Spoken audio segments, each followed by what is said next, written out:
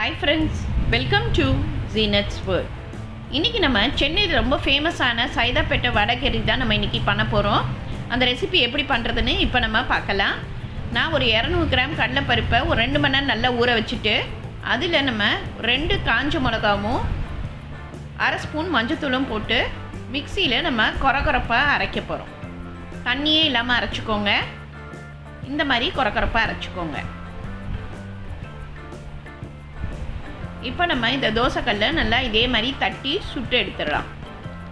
எண்ணெயை லேசாக ஊற்றிட்டு இந்த மாதிரி நம்ம அடை சுடுற மாதிரி சுட்டு எடுத்துருங்க.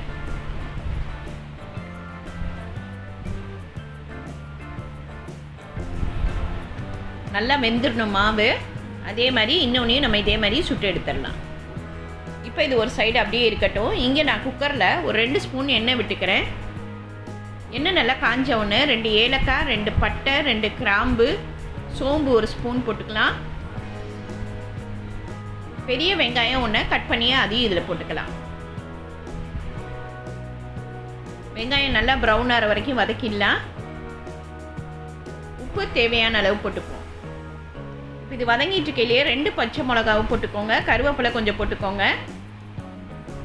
இஞ்சி பூண்டு பேஸ்ட் ஒரு ஸ்பூன், பச்சை வாசனை போகிற வரைக்கும் அதையும் வதக்கிடுவோம்.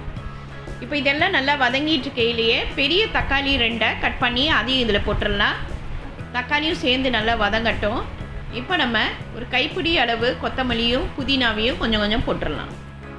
இப்போ இது எல்லாம் சேர்ந்து நல்லா வதங்கிட்டோம்.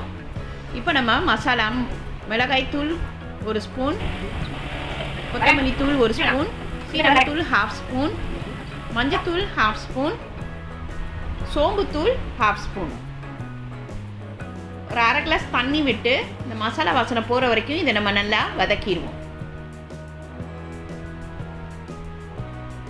இப்போ நல்லா வதக்கியாச்சு, மசாலா வாசனையும் போயிடுச்சு. இப்போ நம்ம சுட்டு வச்ச இந்த கடலை பருப்பு இருக்குது பாருங்கள், அதை இந்த மாதிரி உதிர்த்து விட்டுக்கோங்க. அடை மாதிரி சுட்டு வச்சுருந்தோம்னா அதை இதை நல்லா இந்த மாதிரி உதிர்த்தி விட்டுறலாம். இப்போ நம்ம இங்கே ஒரு 2 கிளாஸ் தண்ணி விட்டுக்கலாம். ரொம்ப தண்ணியாகவும் இல்லாமல் கட்டியாகவும் இல்லாமல் உங்களுக்கு தேவையான அளவு ஊற்றிக்கோங்க. இப்போ நல்லா கொதி வந்துருச்சு பாருங்கள். இப்போ நம்ம உதிர்த்து வச்சுருக்கிற அந்த கடலை பருப்பு மாவை இதில் போட்டுடலாம். இப்போ இதை நல்லா மிக்ஸ் பண்ணிடலாம். இப்போ நல்லா கொதிக்க ஆரம்பிச்சிருச்சு பாருங்கள். இப்போ நம்ம இதை குக்கர் மூடியை வச்சு மூடி ஒரு 3 விசில் வர வச்சிடலாம். 3 விசில் வந்துருச்சு. இப்போ நம்ம திறந்து பார்க்கலாம். வாவ், சூப்பரான சைதாப்பேட்டை வடகிரி ரெடி ஆயிடுச்சு பாருங்கள். நமக்கு தேவையான அளவு தண்ணி லேசாக ஊற்றிட்டு கொதிக்க வச்சுட்டு நம்ம கொத்தமல்லியை தூவி விட்டு எடுத்துடலாம். அவ்வளோதான், சூப்பரான சைதாப்பேட்டை வடகிரி ரெடி ஆயிடுச்சு. இதுக்கு இட்லிக்கு தொட்டு சாப்பிடுங்க. 2 இட்லி சாப்பிட்ற இடத்துல எல்லாம் 5-6 இட்லி சாப்பிடுவாங்க. அவ்வளோ டேஸ்ட்டாக இருக்கும். கண்டிப்பாக உங்களுக்கு எல்லாருக்கும் இது ரொம்ப பிடிக்கும். இது ரொம்ப ஈஸியான ரெசிபி. இன்றைக்கே இதை ட்ரை பண்ணி பாருங்கள்.